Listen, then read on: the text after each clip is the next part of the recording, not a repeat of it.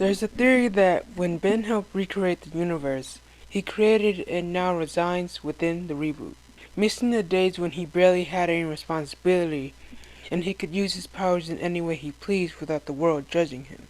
But that would mean that what we see after was a what if he stayed in the Prime timeline. But I have a theory of my own that connects the Reboot universe to the Prime timeline and is much more simpler in my opinion.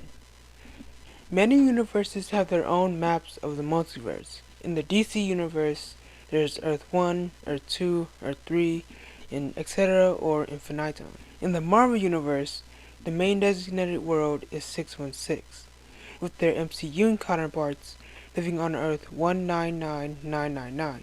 But this Spider-Man differs from this Spider-Man, who differs from this Spider-Man, being different ages, having different villains, friends, and overall experiences, but all coinciding with one another throughout the multiverse.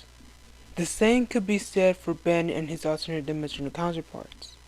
Different versions of the same character, all existing in their own timelines. If we're going in chronological order in real time, then in 2006, Ben Prime was 10 years old, and Sandra and Carl had him in 1996. When Omniverse came out in 2012, Ben was 16 years old in the show and would have been 16 in real time. We all know the Omniverse and its infinite probabilities. When Paradox maps out the timeline, he breaks the explanation down and compares the multiple realities to a tree and its branches. Some branches were shorter than others, and some were still growing. Imagine you could cross through different universes, and in one of those universes you stumbled upon, you meet a version of yourself that is 3 years younger than you. But you're confused, considering that you traveled cross time and not through time. This version of you obviously isn't you from the past. They're still you, but in this world, they were born 3 years after your initial birthday.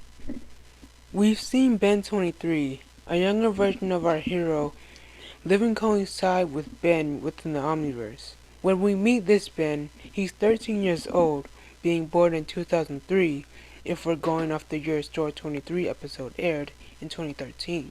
If we're going off the year Omniverse came out, and saying that the entire series of Omniverse took place within that same year, then he was born in 2002. Each season of the show having taken place within a month starting in January and ending in August, considering we don't see the seasons change that much. Reboot Ben, who we'll call Earth 10 Ben, falls in this same category. Just another version of Ben that was born later on in his timeline, and found the Omnitrix in 2016, while his Prime counterpart had already been through loads of adventures and now was exploring the cosmos with his friends and family.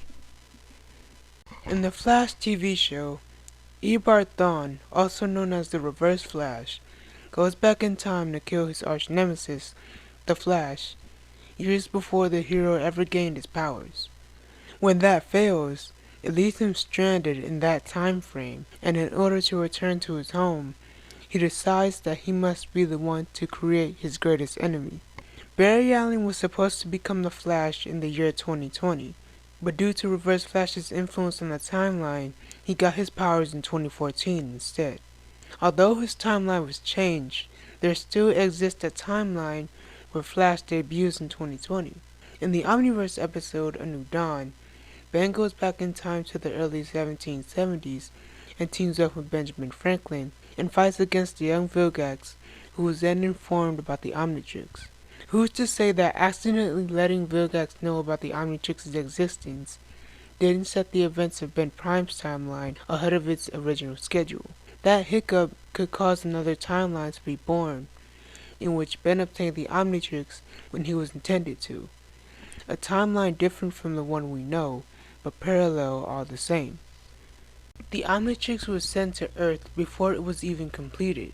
Maybe Vilgax was after it, so there was no time to complete the device, and the only wrist Asmund thought it would be safe on was the wrist it was intended for, Max Tennyson.